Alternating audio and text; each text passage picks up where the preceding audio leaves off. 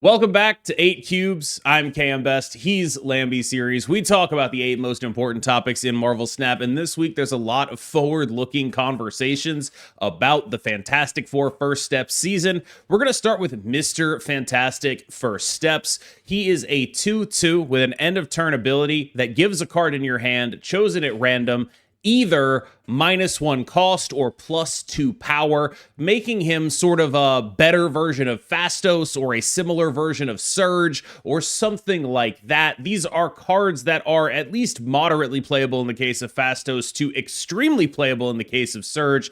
I think we could be looking at another fairly generically good Season Pass 2 drop here, and I honestly sort of think that they just need to never make a 2 drop on the Season Pass again. Stop cooking. I mean, I have to start by saying so many tools, man. I mean, it's not just this card, it's the next one as well. But I think like you said, everything that's good right now is a 2 drop. This is the first one that I think is decent and it's not a 2/3 because everything else is a 2/3.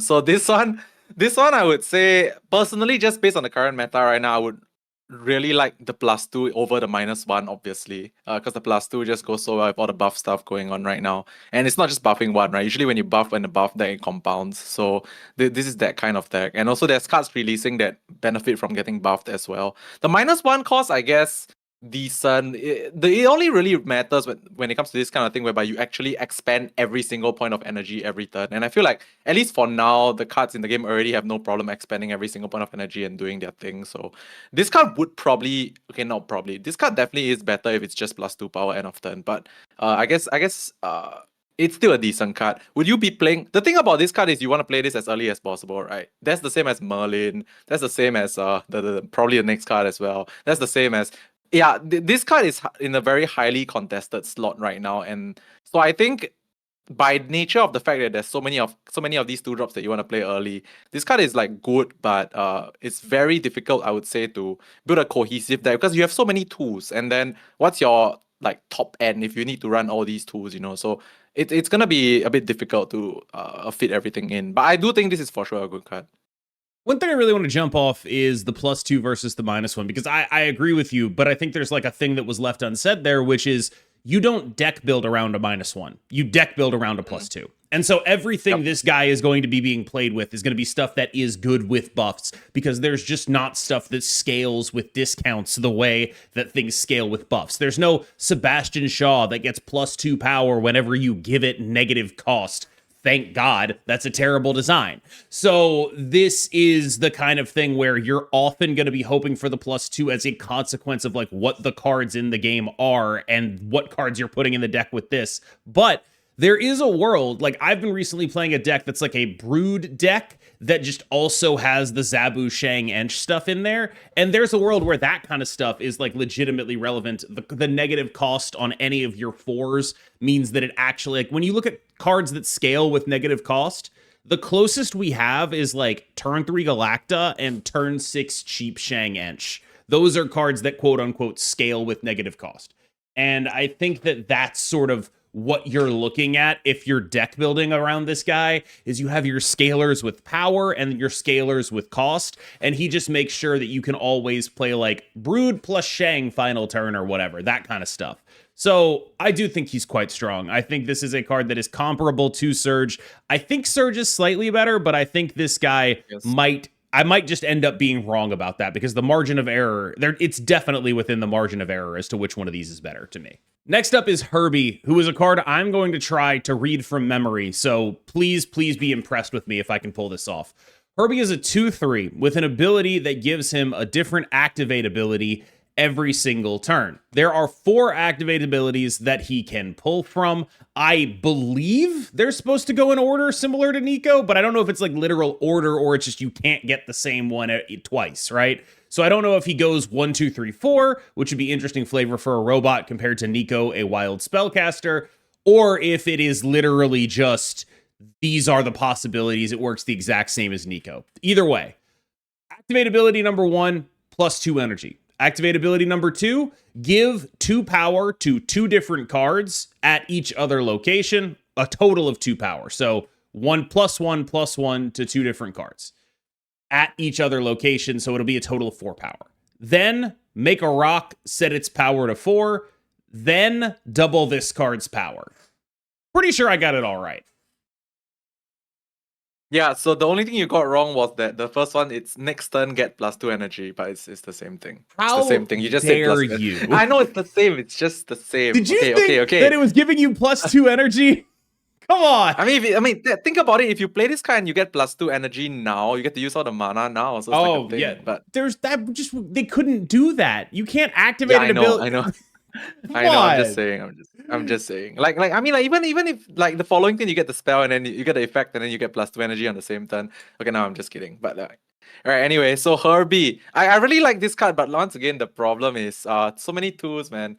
Like you want to play this early to get through the rotations, right? And I also agree that I think it's like Nico rotations whereby you just don't see the same thing again once you've seen it once. Yeah, so you want to play this early so you can get through the rotations. But I would say that this card might be, I think I prefer this to the Mr. Fantastic. I think it's like slightly better simply because the rotations are set. Like you kind of know that eventually you will hit the one that you want. It's just whether you hit it at the time that you want, you know. But like for most of these, like it's not that time sensitive. I think the only one that's really time sensitive, since we hopped on it quite a bit at the start, is the +2 energy one, right? Like that one, strictly if it's not by turn 5, it's kind of like useless. So the others though, create a rock here, set its power to 4, so that's like 2/3 + 4, so it's a 2/7. They give 2 of your cards at each other power location +1 power. It's like 2/5, could be more if it's like on the right unit. And then of course, the last one, which is my favorite, double this card's power. I feel like this is my favorite simply because like you just land one buff on this, right? You land like a Surge, it's a 2/8. A 1/8 actually. You land like a Gwenpool 2/10, you know. I mean, it's very easy to get this way above average 2-drop. By average 2-drop, I don't mean 2/3. I mean like most average 2-drops have like a way to become 2/6 anyway. So like this is gonna be above that in general. So I think this is just a strong card, flexible. I think the main difference is that like 3 of these effects sort of like just add stats, then 1 of it adds energy. So on average, you'll be using this to add stats on the board, which I think is good. Simply because stats wins games. And this is a 2-drop, so very flexible. At the end of the day, you want to play this card obviously before turn 6 for any of these effects to matter. But I would say that this card, sadly, once again, highly contested slot on 2. I don't know how many 2-drops you can fit in a deck while not compromising your actual end game. Maybe this is just another one of those, because it kind of is, right? It's one of those Zabu Gwenpool Galacta cards. It's like such a Galacta Gwenpool card. I feel like everything is a Galacta Gwenpool. Everything good now is a Galacta Gwenpool card right now. And this is a very good Galacta Gwenpool edition. You know, like I think if you play Galacta Gwenpool, you just auto include this as a 2-drop. So yeah, very good card. I think better than Mr. Fantastic, easier to use. Should be seen splashed in many decks, is what I think. I think that there's an interesting dynamic going on with this card in terms of how it's going to play out that I can't really game out in my head. Like, I can read the text and say, oh, that's good text. But, like, when you look at a Nico Minoru, the part of what's good about Nico Minoru's design is at 1, she's never gonna be a brick. This card can just be the shocker if you play him late. And that's, you know, that's totally fine. Like, Merlin can also be a 2/3 if you're playing him on turn 6, right? I totally understand that.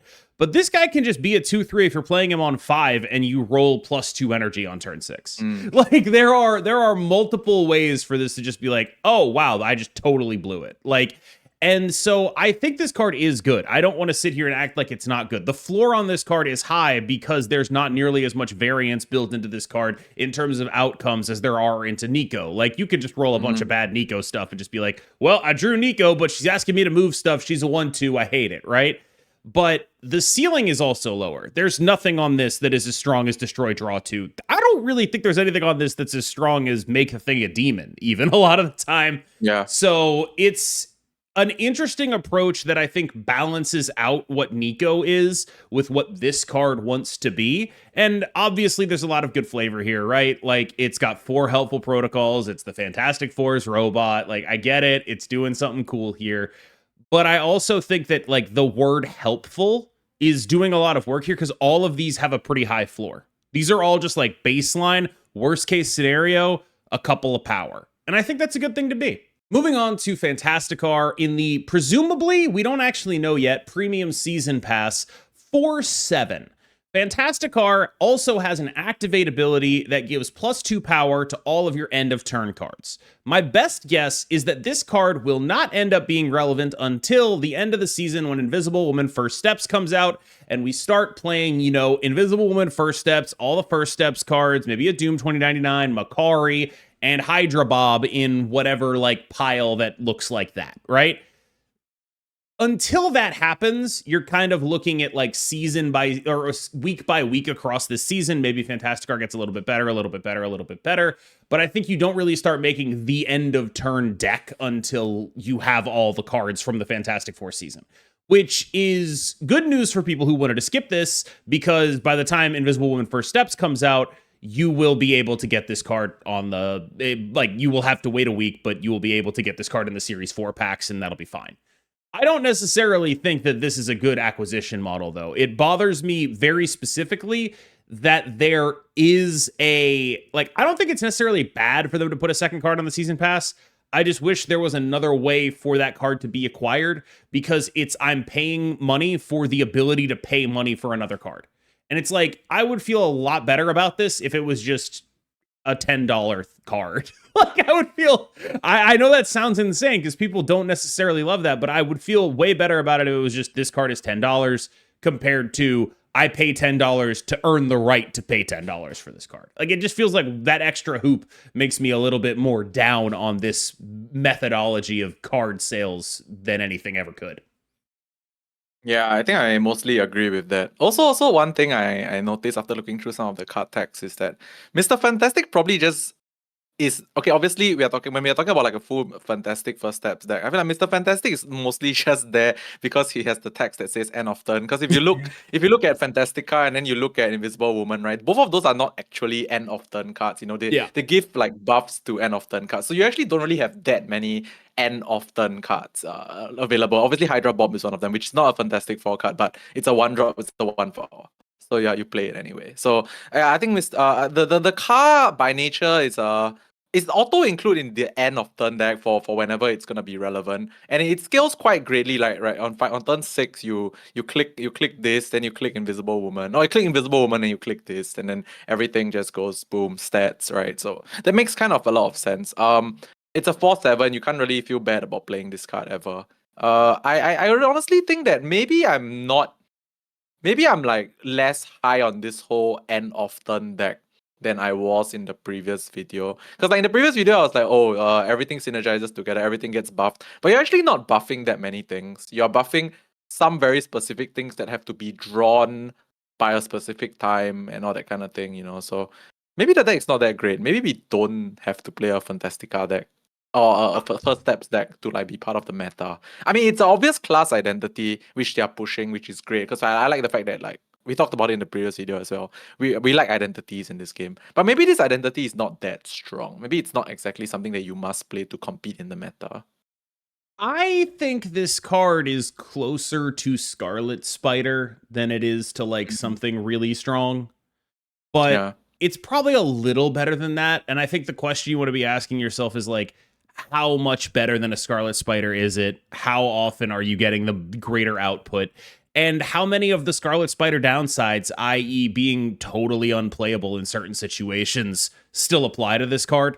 And I think that, I think it is a little better, but the question is how much better, because it's not like I'm putting Scarlet Spider in any decks. I'm playing, full Fastos Zabu decks, and he's still not making the cut. And it's okay, so if he's not making the cut there, is Fantasticar making the cut anywhere? How bad is it to be a 4-drop activate?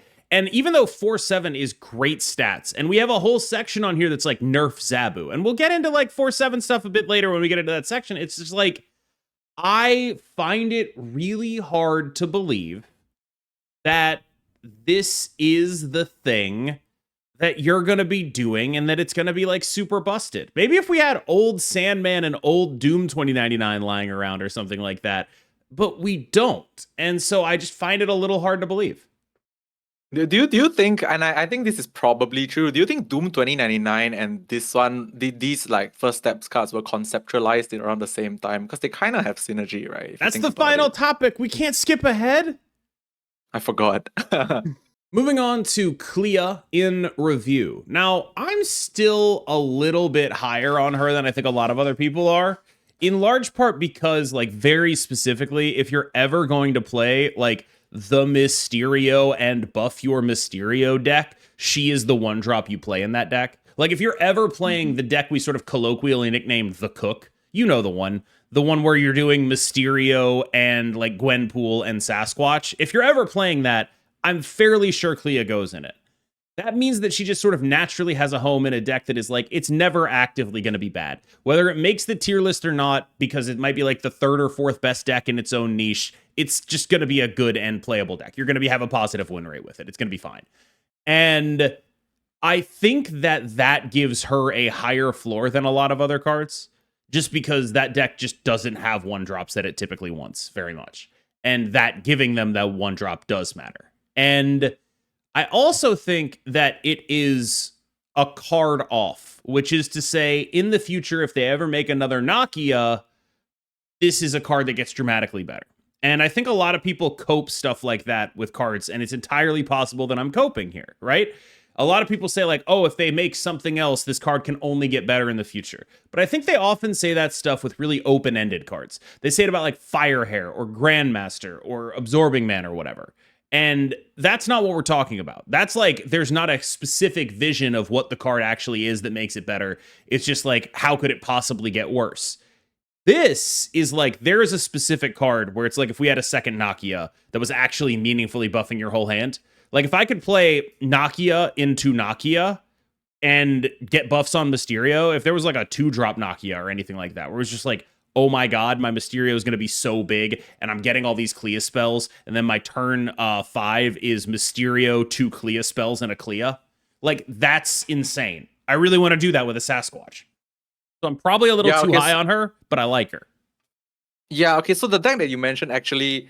So the thing is firstly, the thing about Clea is that I feel like if there is a functional deck for her, it needs to be a deck that like naturally lets you generate the spells that, and also has a way of naturally making the spells cost 0. Because can you imagine if these spells cost 0, they'll be, it's insane. I think it's gonna be pretty good. But another thing is also, you mentioned like actually it's essentially what you're saying is this whole like potentially good Clea is we are not that far off, right? Because like this Nakia that could be in conceptualization could make this card very relevant. I agree. Like, because I cannot imagine and remember the countless times I've said during the early days of Grandmaster's early release, whereby, oh, this card is potentially going to be really good. But I think that's like way more out there, right? Like that one has like, it's such, like you said, so open-ended and so like so many loose ends to be tied down. Whereas for this Clea card, like she's a 1-drop, easy to play in any in decks already currently, just needs like one card to make a pop off, which is true.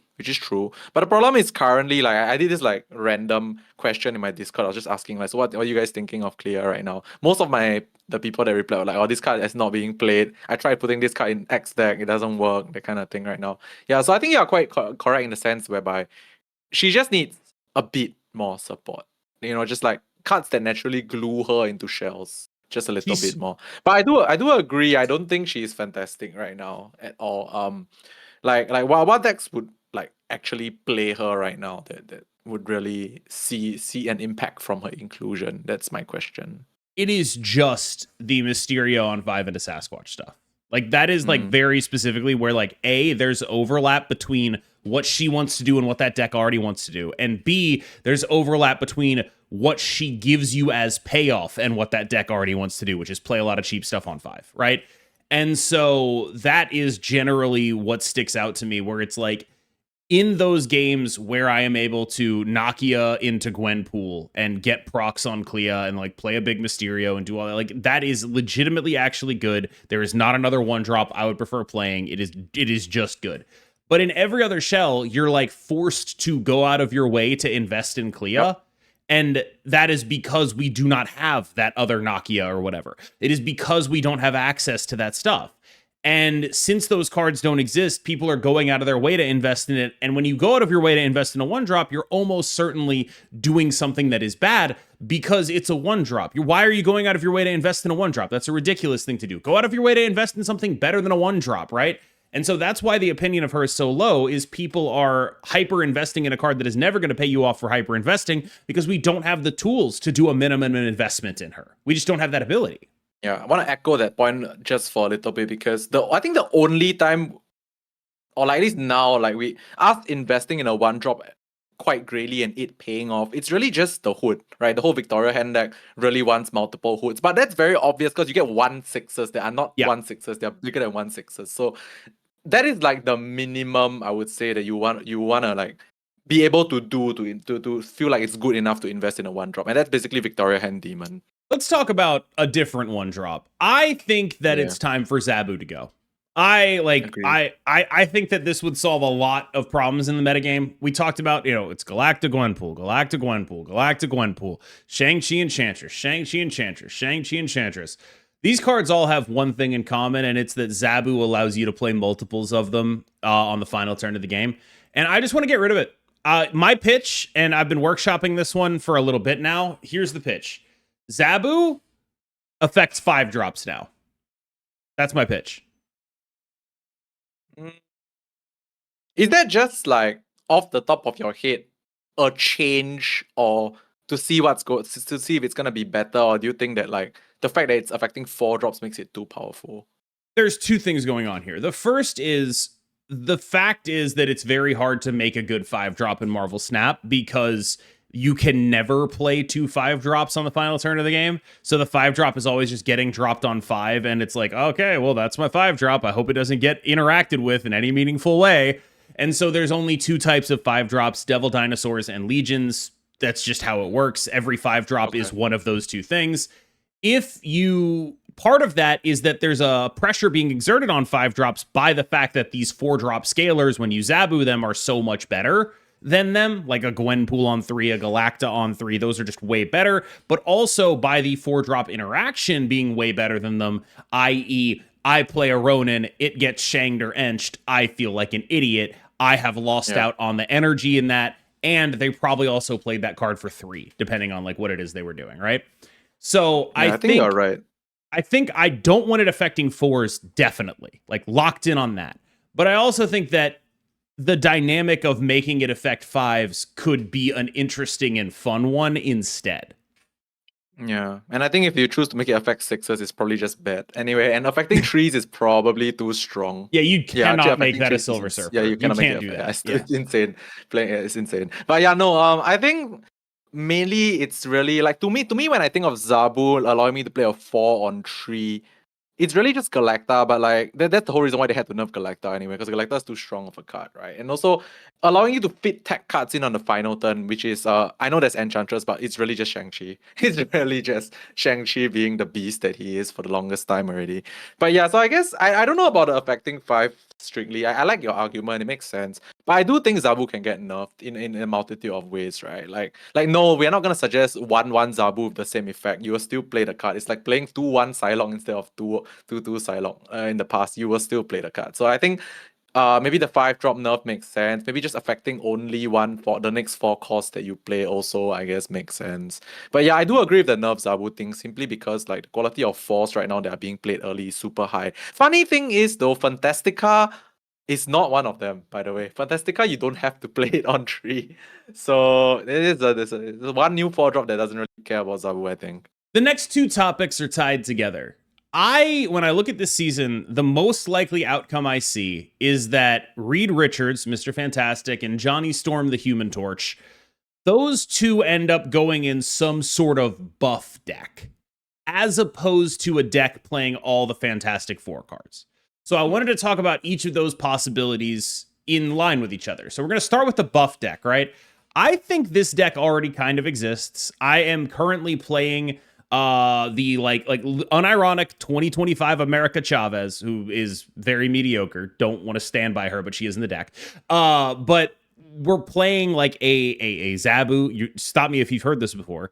Zabu Surge, Mr. Fantastic, or Zabu Surge, Shang-Chi Enchantress. It's just we're going further in on the buffs. So we have like Brood, we have Mr. Sinister. Carry on. Well, I'm playing Fastos too, okay? But like the point is that I think we might have hit the saturation point of buffs with Galacta and Gwenpool and Surge and Mr. Fantastic, that you can just be a Brood deck, a Human Torch deck, a Mr. Sinister deck, and also be a tech deck.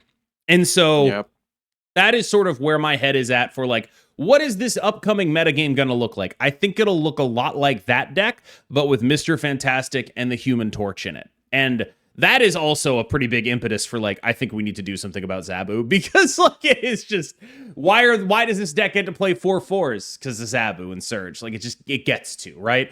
And even if that thing is just 1/1 Zabu, 2/1 Surge, I do think that does matter. Those cards still take up board spots. One of the big reasons why people underestimate how bad it is to lose a point of power on cards like that is because they're looking at it in an absolute sense, like, oh, I don't play this card for the stats anyway, as opposed to like, there's basically a rock on your board. Like, that does matter. But I do think that when I like really like zoom into my Spike brain and I'm just like, what is actually going to be good here? I am afraid that it's going to be more about the buffers than it is about the Fantastic Four. Yeah. So firstly, I actually have a lot to say on this topic. Interestingly enough, so like, if this buff deck gets out of hand thing whatsoever, the way you nerf it is not actually nerf the cards that you buff. It's like you said, nerf the buffers, because the buffers have to sit on the board, right? And then they don't do anything. Like if you nerf the cards that they buff, like if you make Brood like way worse, then the deck will die. But yeah, so if you want a deck to survive, nerf the buffers stat lines. That's what I feel. But yeah, anyway, so hand buff Paladin in Hearthstone. No, you didn't hear me wrong. I actually meant hand buff Paladin in Hearthstone. It's one of the decks in Hearthstone that was like the simplest to play, that had quite a high power output. I feel like this deck, with Mr. Fantastic, right? Like buffing your Sinisters, your Broods, and with whatever else that we're using to buff them right now, will be a deck for sure. Because firstly, it's very simple to play. Just play card, then look at the power in your hand go up, then play the card on the final turn, and it duplicates, triplicates, whatever you want to call it. Simple deck, a lot of points, and I also do agree you can easily fit tech in there because Zabu reduces the Shang to 3, and then you play Brood plus Shang on the final turn. Even if the Zabu doesn't reduce anything, you play Sinister plus Shang on the final turn. So like, it kind of just works also. So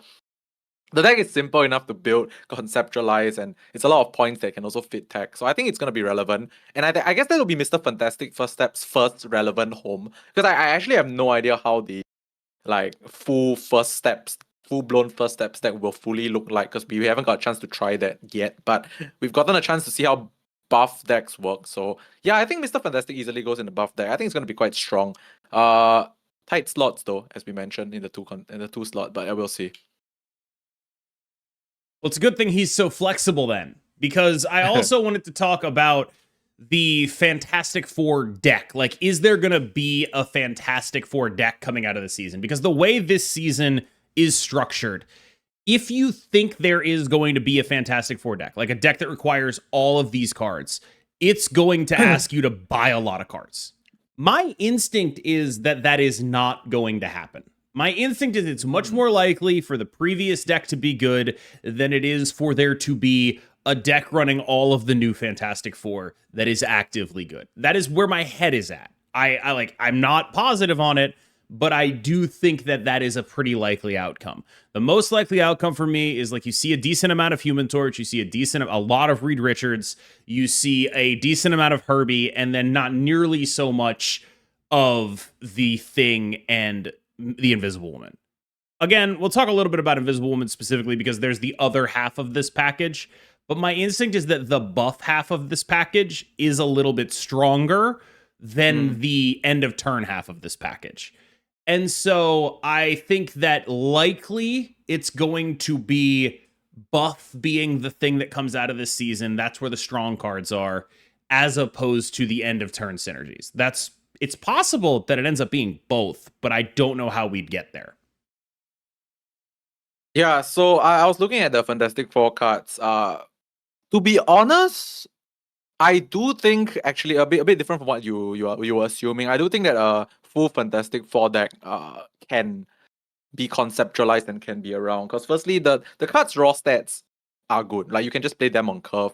There's a lot of activates as well, which means you can choose the timing in which you wanna like buff everything, right? For example, Invisible Woman, the car, whatsoever. Like you have some agency, like you can control the timing of the buffs. So what that potential deck doesn't have yet is it doesn't have turn 6, right? I'm just looking at all the cards. It has like turn 2, 3, 4. Then there's like filler on turn 1, some filler on turn 5. It doesn't have like a super compelling turn 6 that gels all this together yet. So maybe find a super compelling turn 6, play it, then click all the activates, and then everything gets stats. Maybe it's just played normal Doctor Doom, honestly, because it's like 15 stats in everywhere. You know, that's a compelling turn 6. And then you click the Invisible Woman, you click the car, and then everything gets like maybe 20 something in each location. That is a thing, right? So, or maybe just a very compelling turn 6 is a very tall red Hulk. It's a compelling turn 6. I mean, or something big is my opinion. So I guess the deck can exist, but we'll have to see when everything is out. Well, I mean, you mentioned him, so I guess it's time to talk about the other part of end of turn synergy right now, because the closest thing we've had to an end of turn deck previously was when we were playing Makari, Hydra Bob, Doom 2099 Sandman decks. That's 3 end of turn cards, right? I think a lot of people are going to look at Fantasticar and they're going to look at Invisible Woman First Steps, doubling your end of turns, and they're going to be like, it's time to do that again with Doom 2099, right? And I think that Doom 2099 is a card that I haven't talked about enough in the context of my spiel about how they nerf easy cards too much. Like, I've talked about Surtur, who gets nerfed because he's easy to play. I've talked about Darkhawk, who gets nerfed because he encourages people to cope stay, which they were already doing. So he just wins a bunch of games because that's what people were already doing. And like that's my theory of like those cards traditionally get nerfed because they look at a wide band of player experiences when they're looking at balance, and those are cards that are gonna be better lower down. Whereas, you know, opposite of that would be Misery, who just got buffed. Every good player is like, that makes no sense at all. But it probably is realistic that like lower down people just don't understand that she is a Misery hood bot and you're not supposed to just like play her on a Kate Bishop or whatever. Like that is totally plausible to me. There is like things you have to know to make her work. Whereas Surtur, there's nothing you have to know to make him work. Darkhawk, there's nothing you have to know to make him work. This card, Doom 2099, there's nothing you have to know to make him work. You just have to have the ability to read. And that is why I feel like he's been so like harshly treated. And so like I look at Invisible Woman and I'm like, that is obviously a good card for Doom 2099. Is it even worth it to do that though, because of how harshly Doom 2099 has been hit in the face with nerf bats? Yeah, I mean, so firstly, I think at this point we are quite sure that they were all conceptualized at the same time because the synergy is very apparent, right? I mean, obviously, Invisible Woman, Invisible Woman Fantastic Four First Steps reads activate this turn your end of abilities. Happened twice, which means Doom 2099 goes bonkers in the past. Now it's obviously a lot worse, but you know, I really think that this deck, like, cause I know it's like not the exact topic, but we are going back a bit. The Fantastic Four deck, I honestly think it will just be one of those decks that is like you just, as long as you can read, you can build the deck and like it's this decently playable. So like I said, I do think that the deck will be around. It's just that whether it's gonna be insane or not, I'm not sure. But yeah, they had to let Doom 2099 die a little bit for the sins of Sue Storm, but you know, yeah, we'll it's see. like if the Doombots had one more power, I would be in on this, right? Because it's like when you look at Sue Storm, it's like, okay, what she's doing here is basically what Psylocke did in the deck, where you're like getting it on turn 3, which gives you an extra Doombot, right? She is effectively a 3/5 Psylocke, which is way better than a 2/2 Psylocke. She's like a 3/5 retroactive Psylocke. Again, way, way better. Obviously, if this deck was even remotely playable, she'd be going in it. So the question is just, is it remotely playable? And I think Doom 2099 could get 1 point of power, and I'd be totally willing to do this. But it doesn't have that 1 point of power. And like I'm sitting here looking at it, it's like, okay, so like what am I gonna do? I'm gonna play Sue Storm on 3. I'm gonna play Doom 2099 on 4. I'm gonna activate Sue Storm and play a Sandman, and then I'm gonna play a Doom. Is that enough for me to win? Like, do I have enough good floodgates to make me want to do that if I'm going to be doing that? Maybe? Like I might. Maybe. It sounds kind of compelling. If Doom 2099's bots had 1 more power, I'd be like, I am doing this. But they don't. And so I'm not sure. All right, y'all. Thank you so much for watching. As always, I've been KMBest. He's been Lamby Series. We will see you in the next one. He's about to take us out. All right, everyone. Like, comment, subscribe, and we will see you guys in the next one. Bye-bye.